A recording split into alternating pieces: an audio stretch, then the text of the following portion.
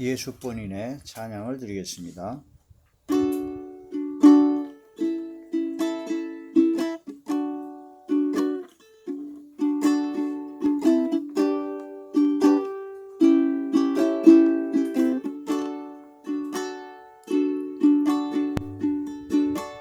은혜 아니면 살아갈 수가 없네. 호흡마저도 다 주의 것이니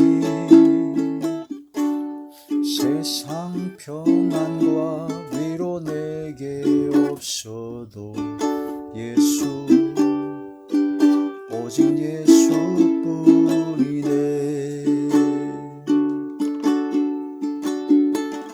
은혜 아니면 살아갈 수가 없네. 호흡마저도 다 주의 것이니 세상 평안과 위로 내게 없어도 예수 오직 예수뿐이네.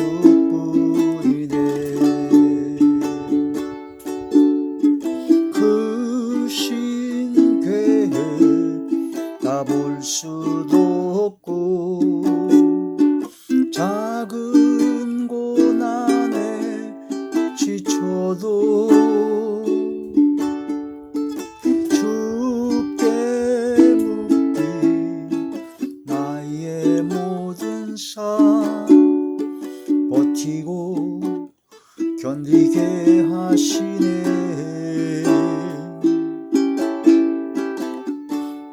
은혜 아니면 살아갈 수가 없네. 나의 모든 것 다 주께 맡기니 참된 평안과 위로 내게 주신 주 예수 오직 예수뿐이네.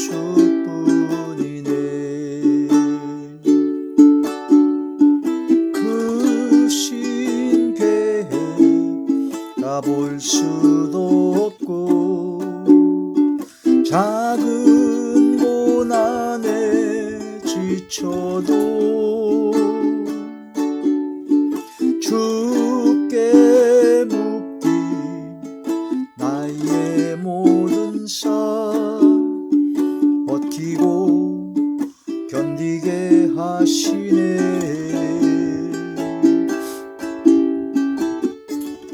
은혜 아니면 살아갈 수가 없네.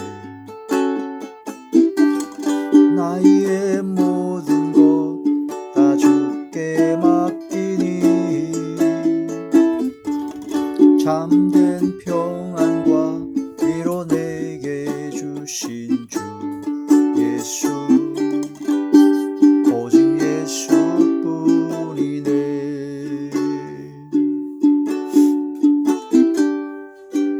오직 예수뿐이네.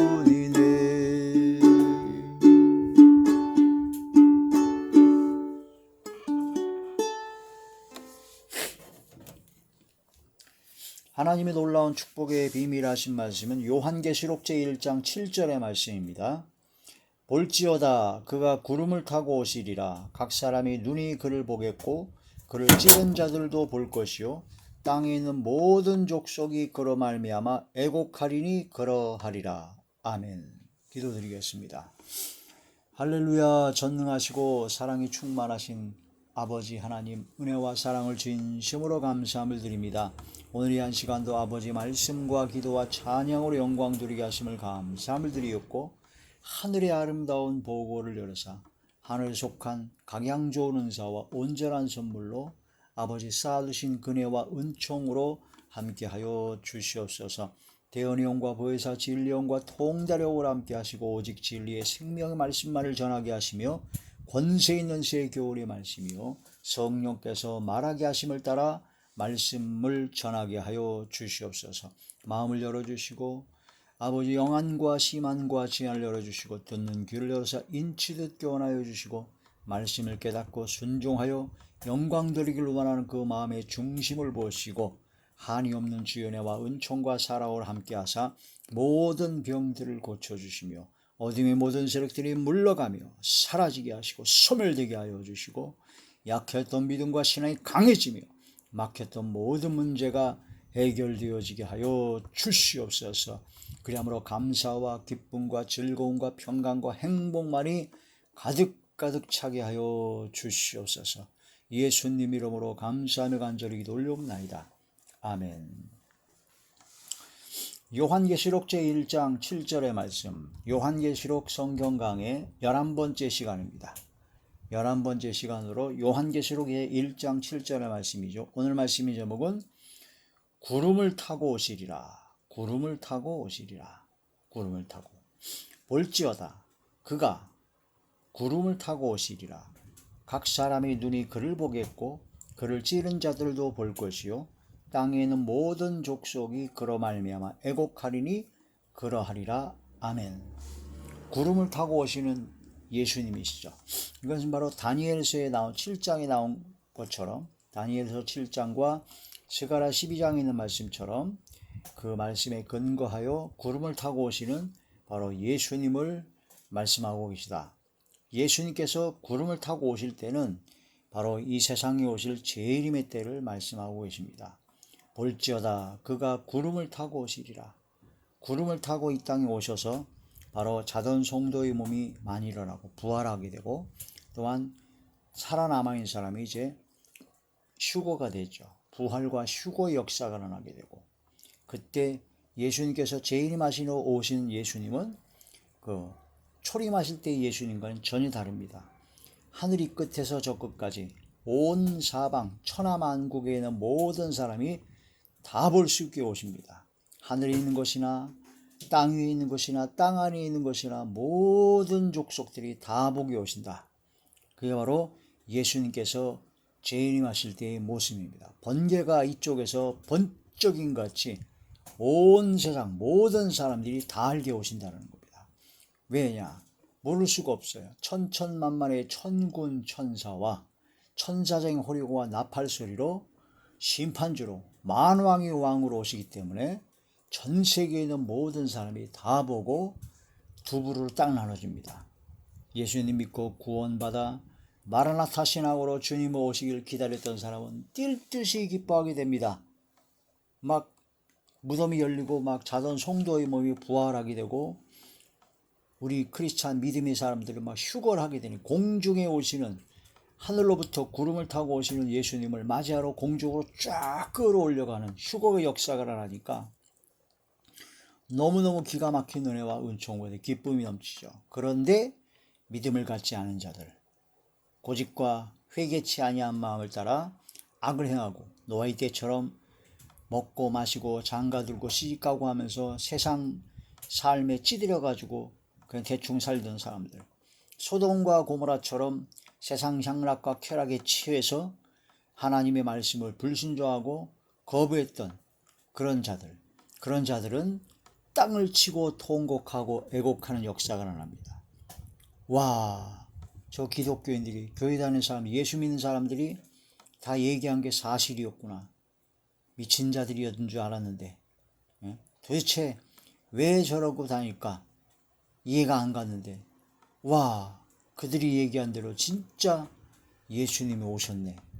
예수님 오니까 막 무덤이 열리고 막 부활하게 되고 막 휴거가 일어나게 되고 막 천사장의 호령과 막 천천만마리의 천군 천사로 막 나팔 소리로 막 전 세계 사람들이 동시다발적으로 동시에 다 보게 오십니다.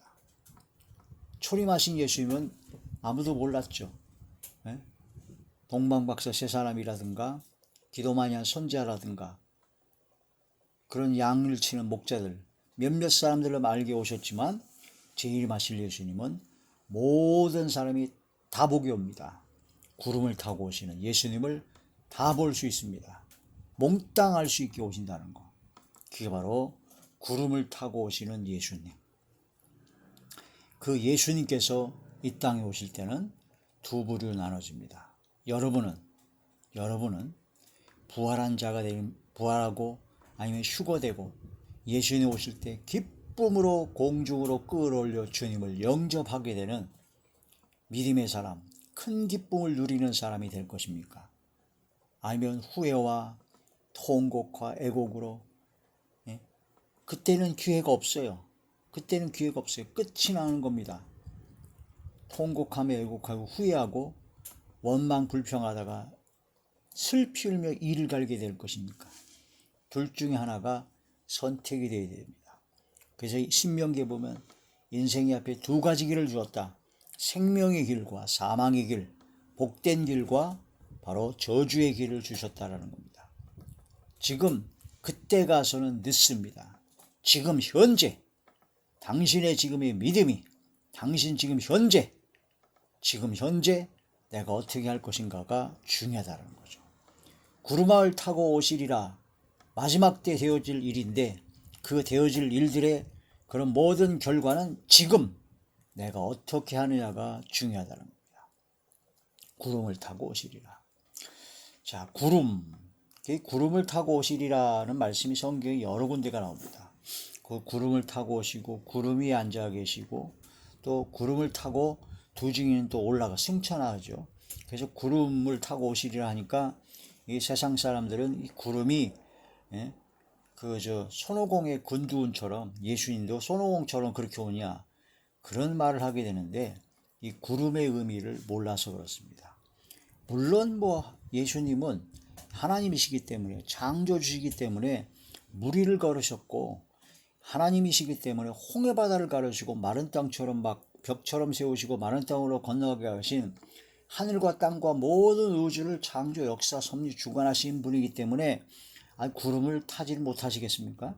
구름을 타든 구름을 입든 요한계시록은 힘센 천사가 구름을 입고 왔다고 그랬고 구름을 타고 나르신다고 시편에 그렇게 나오고 다 나옵니다. 구름이 실제적으로 구름 위에서 타고 오실 수도 있죠. 그런데 더 중요한 것은 그 구름이 의미하는 바는 바로 하나님의 현현입니다. 하나님의 나타나심입니다. 하나님의 임재입니다. 하나님께서 임하시는 겁니다. 또한 하나님의 보호입니다. 보호. 자, 하나님께서는요 천지와 만물과 우주의 모든 걸 창조하시고 역사하시고 섭리하시고 주관하시는 전지전능하신 창조주 하나님이십니다. 그 하나님의 존재를 사람들이 전혀 깨닫지는 못하고 있어요. 하도 하나님 창조주 하나님 그러니까 그걸 못 알아들어요. 이사야서에 예언된 말씀으로 하나님께서는 어떤 분이냐, 하나님의 시선을 볼 때 열방 이 지구 전체의 모든 나는 통에 한 방울 물 같다고 합니다. 통 속에 있는 물 한 방울 같대요. 이 지구가 지구 땅덩이가 전 우주론적인 관점에서 하나님의 시선에서 보면 통에 한 방울 물과 같다. 저울 위에 있는 티끌과 같다. 섬들은 호주라든가 일본 그런 섬들은 하와이 떠오르는 먼지 같다. 누구의 시선을 봤을 때요?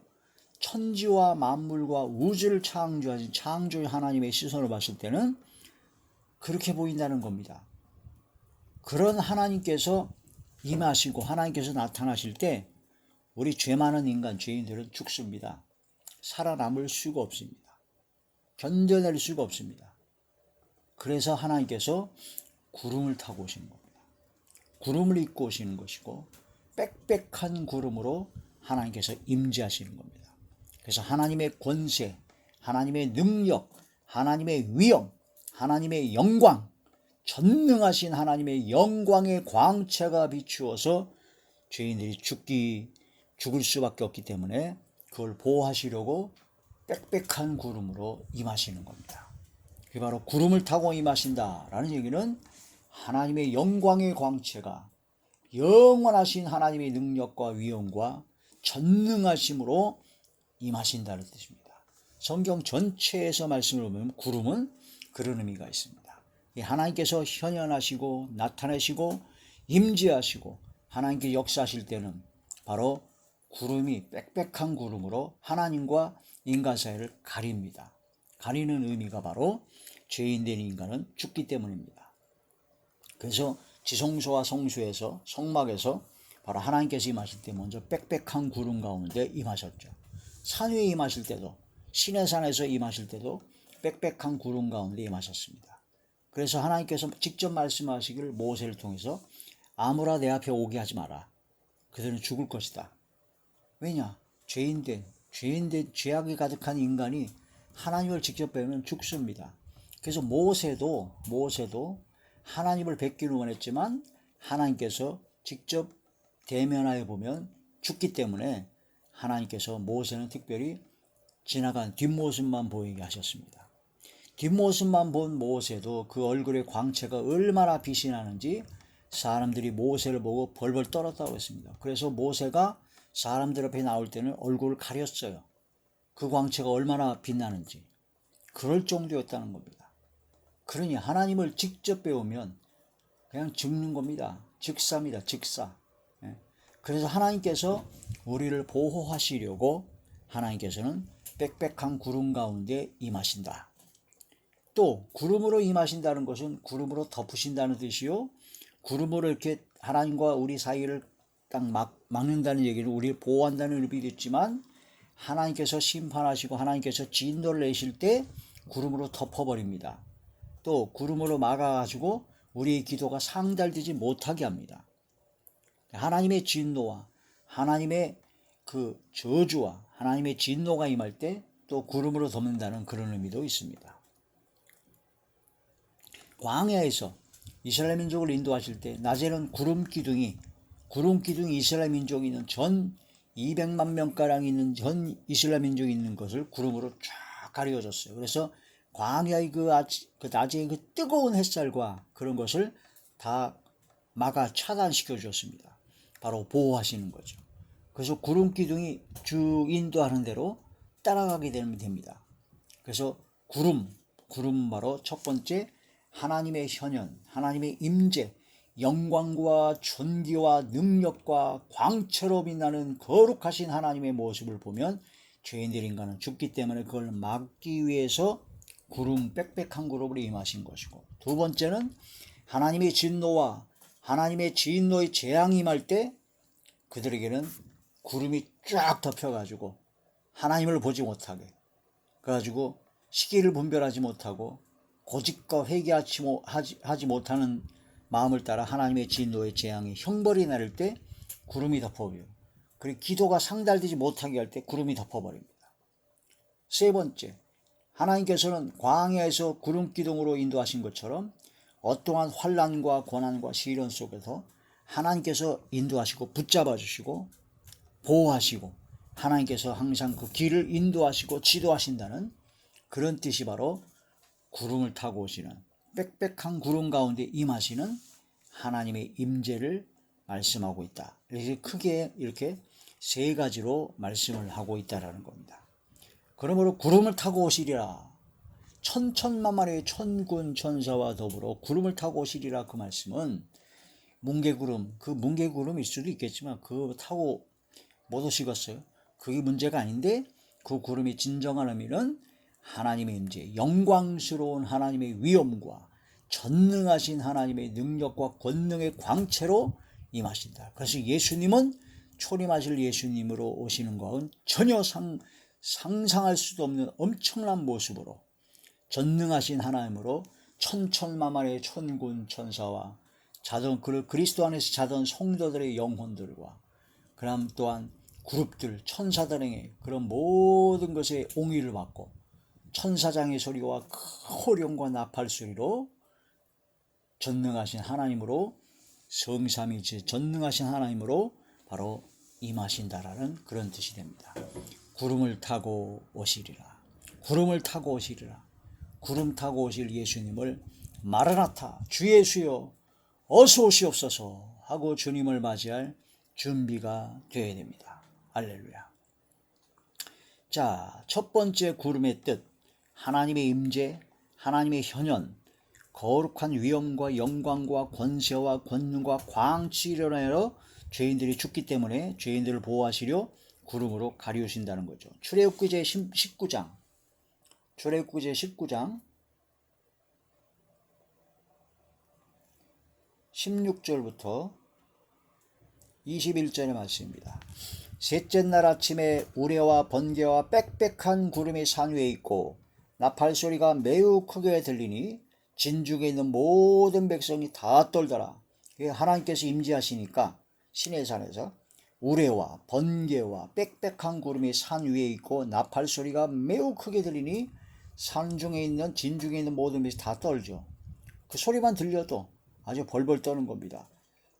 모세가 하나님을 맞으려고 백성을 거느리고 진에서 나오매 모세가 하나님을 맞으려고 백성을 거느리고 진에서 나왔어요.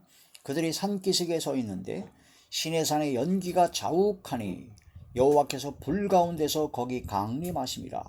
그 연기가 옹기가마 연기같이 떠오르고 온 산이 크게 진동하며 나팔 소리가 점점 커질 때에 모세가 말한즉 하나님이 음성으로 대답하시더라. 와, 엄청난 거죠. 상상만 해도 막 전율이 느껴집니다. 20절 여호와께서 시내산 곧 그 산 꼭대기에 강림하시고 모세를 그리로 부르시니 모세가 올라가매 21절 여호와께서 모세에게 이르시되 내려가서 백성을 경고하라. 백성이 밀고 들어와 나 여호와에게로 와서 보려고 하다가 많이 죽을까 하노라. 하나님을 보려고 막 밀고 들어왔다가 다 죽을까봐 하나님께서는 보호하시는 겁니다. 또 여호와에게 가까이 하는 제사장들에게 그 몸을 성결히 하게 하라. 나 여호와가 그들을 칠까 하노라. 하나님의 말씀의 명령대로 하나님께 가까이 나아갈 수가 없습니다. 죽기 때문이죠.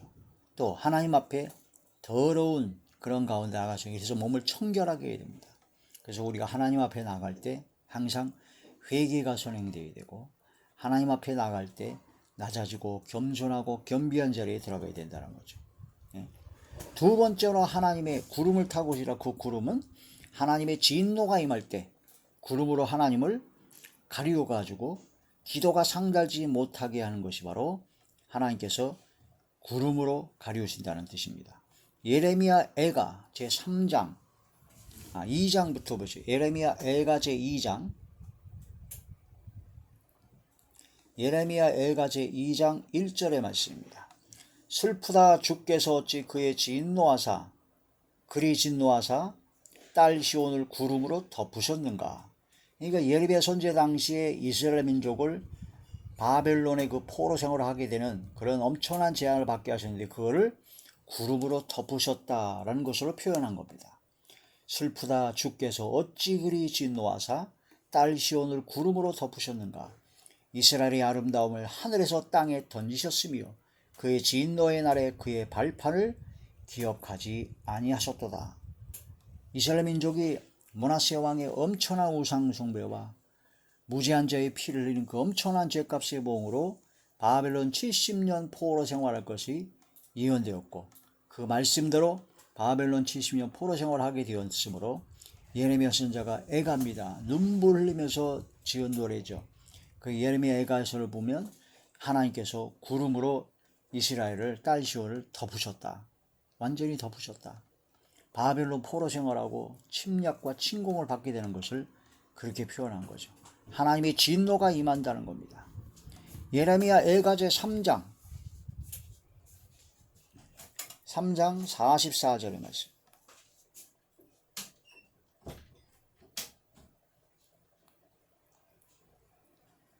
주께서 구름으로 자신을 가리사 기도가 상달지 못하게 하시고, 그러니까 하나님께서 구름으로 하나님을 가렸어요.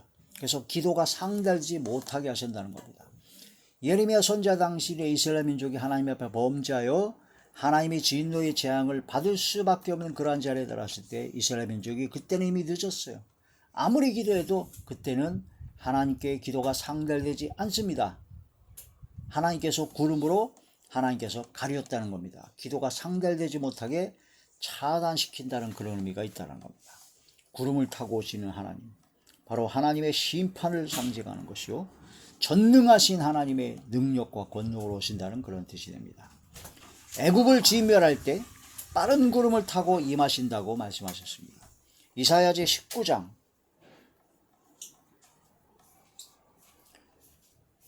19장 1절의 말씀. 애굽에 관한 경고라. 보라, 여호와께서 빠른 구름을 타고 애굽에 임하시리니 애굽의 우상들이 그 앞에서 떨겠고 애굽인의 마음이 그 속에서 녹으리로다. 그래서 애굽의 빠른 구름을 타고 임하신다. 바로 하나님의 진노의 심판을 말씀하고 계시는 거죠.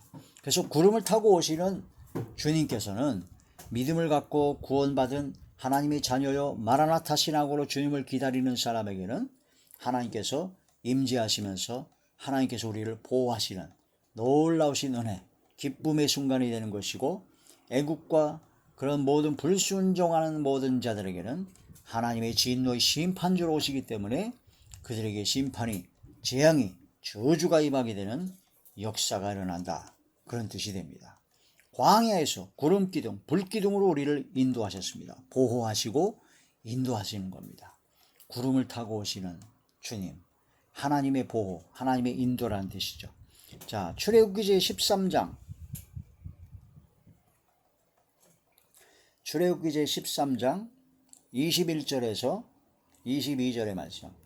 여호와께서 그들 앞에서 가시며 낮에는 구름기둥으로 그들의 길을 인도하시고 밤에는 불기둥을 그들에게 비추사 낮이나 밤이나 진행하게 하시니 낮에는 구름기둥 밤에는 불기둥이 백성 앞에서 떠나지 아니하니라. 할렐루야.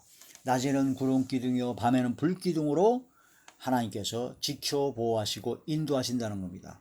낮에는 광야가 뜨거운 햇빛이 얼마나 강한지 굉장히 견디기 어렵습니다. 그래서 구름기둥으로 그 햇빛을 차단시켜 주시고 보호하시고 구름기둥이 움직이는 것마다 인도하신 대로 따라가면 됩니다. 또 밤에는요, 광야는 굉장히 또 춥습니다. 굉장히 추워요. 그때 불기둥으로 따뜻한 온기로 따뜻함으로 보호해 주시고 또 어둡고 캄캄하니까 불빛이 비쳐서 인도하신다는 겁니다. 낮이나 밤이나. 그래서 구름기둥, 불기둥, 바로 하나님의 인도와 하나님의 보호하심이 나타내고 있다는 상징적인 의미가 있죠. 자, 구름기둥, 불기둥, 이 구름기둥과 불기둥을 또 다른 의미로 해석하게 된다면 낮에는 구름기둥이요. 구름에서는 비가 내립니다. 나의 교훈은 내리는 비요 맺히는 이슬이요. 바로 낮에와 같이 큰 어려움이 없을 때는 바로 하나님의 말씀, 율법의 진리의 말씀으로 항상 나를 인도하시죠. 캄캄한 어둡고 진짜 고난과 시련 가운데 역경 가운데 있을 때 불기둥으로 성령의 불을 강하게 받아서 성령의 인도함을 받아야 된다는 그런 이치적인 해석도 가능하죠.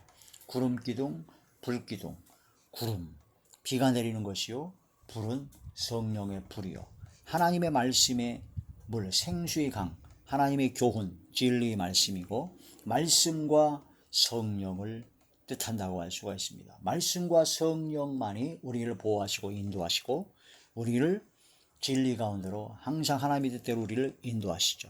그래서 말씀과 기도로 거룩해지고 성령의 충만함을 받아야 된다는 그런 뜻이 됩니다. 구름기둥, 불기둥, 구름기둥, 불기둥. 구름을 타고 능력과 큰 영광으로 오리라. 누가복음 제 21장,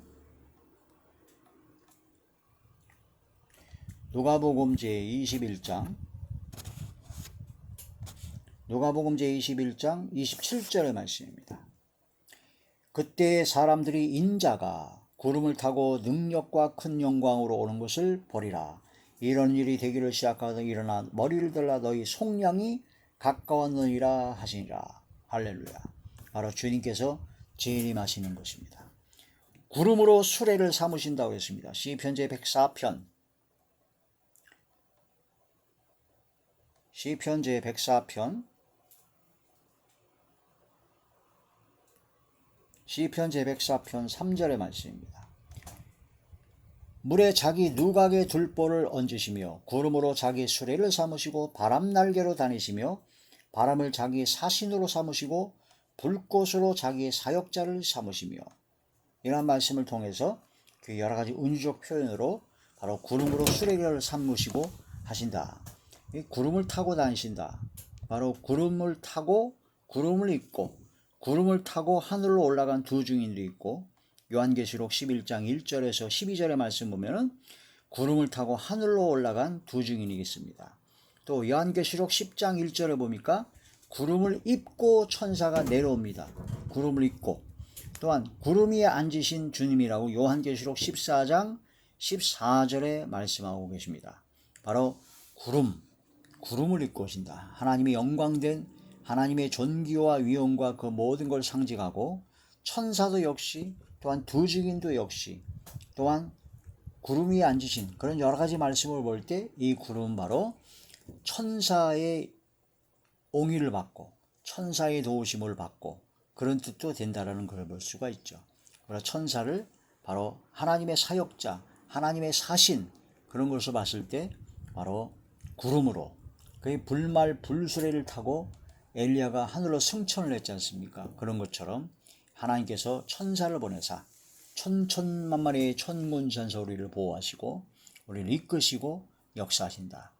성경에 보면 또 그룹이 바로 천사인데, 내생물 그룹 천사죠. 그룹을 타고 나르시며 그룹을 타고 역사하시는 그런 것이 이제 에스겔서에 쭉 나오게 되죠.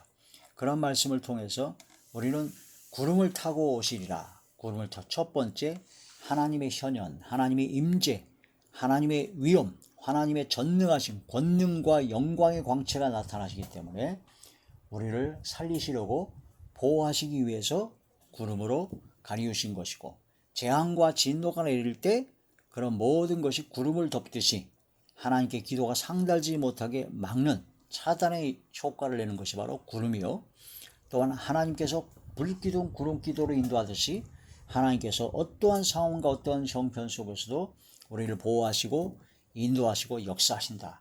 그런 뜻이 주된 핵심적인 뜻입니다. 이런 말씀을 통해서 우리는 마지막 때 구름을 타고 오실 예수님을 맞이할 때 기쁨으로 주님을 맞이하는 삶이 되어야 됩니다. 자, 볼지어다 그가 구름을 타고 오시리라. 각 사람이 눈이 그를 보겠고, 모든 사람이 눈이 그를 보겠다는 겁니다. 그를 찌른 자들도 볼 것이요. 예수님을 찌른 자들이 로마 군병인데 예수님을 찌른 로마 군병이 죽었죠. 그러니까 죽은 자들로 다 본다는 거죠. 그래서 살아있는 자나 하늘에 있는 자나 땅 위에 있는 자나 땅 아래에 있는 모든 자들이 다 본다. 또 찌른 자들을 다른 말로 말씀드리면 예수님을 박해하고 예수님에게 거부하고 예수님께 원수되었던 그런 자들도 다 보게 될 것이다. 땅에 있는 모든 족속이 그로 말미암아 애곡하게 될 것이다. 그러하리라. 후회하고 통곡하게 된다는 겁니다. 주님 재림하실 때 그때 가서 애곡하면 소용이 없습니다. 그 전에 지금 현재 지금 이 말씀을 듣고 회개하고 돌이켜야 됩니다. 그래서 구름을 타고 오실 주님을 맞이할 준비가 되어야 됩니다. 마태복음 25장에 있는 것처럼